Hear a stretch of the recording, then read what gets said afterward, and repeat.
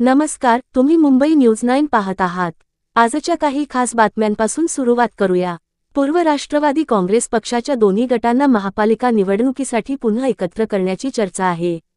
काका पुतणे शरद पवार आणि अजित पवार यांच्या भेटीनंतर पुणे महानगरपालिकेसह अनेक महापालिका निवडणुकांसाठी राष्ट्रवादी एकत्र येऊ शकतात अशी अटकळ आहे। दरम्यान अजित पवार यांनी एक महत्त्वाचे विधान केले आहे। अजित पवारांचे आमदार अनिल पाटील म्हणतात की दोन्ही राष्ट्रवादी गट एकत्र येऊन जळगाव आणि धुळ्यात वेळेवर निवडणुका लढवतील। पिंपरी चिंचवडमध्ये राष्ट्रवादीच्या दोन्ही गटांमध्ये मोठी फूट निर्माण झाली आहे। अजित पवार आणि त्यांचा मुलगा रोहित पवार यांच्यातील चर्चेनंतर राजकीय हालचालींना वेग आला आहे। रोहित पवार हे कर्जत जामखेडचे शरद पवार गटाचे आमदार आहेत। शरद पवार यांचे खासदार अमोल कोल्हे हे देखील बैठकीत उपस्थित होते। किंवा बैठकीत निवडणूक रणनीती आणि शक्यतांवर चर्चा आहे। अजित पवार आणि शरद पवार यांनी पिंपरी चिंचवड निवडणूक एकत्र लढवली तर जगतवादाबद्दल अंतिम निर्णय घेणे आवश्यक असल्याचे सूत्रांनी समजले।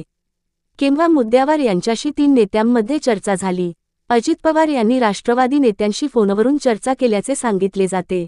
त्यांनी 7 निवडणुका लढवण्याचे राजकीय फायदे काय आहेत यावरही चर्चा केली। पिंपरी चिंचवडच्या जगनवार यांच्याशी अंतिम निर्णय 1-2 दिवसात घेता येईल। शरद पवारांच्या राष्ट्रवादी काँग्रेसच्या समर्थकांना पुन्हा एकदा पूर्ण ताकद मिळाली आहे। कुटुंबातील कलह एका विशिष्ट टप्प्यावर सोडवला पाहिजे आणि कुटुंबाने राजकारणात एकत्र राहिले पाहिजे असे समर्थकांचे मत आहे। सध्या हे खरे आहे। ताज्या बातम्यांसाठी संपर्कात रहा। तोपर्यंत निरोप।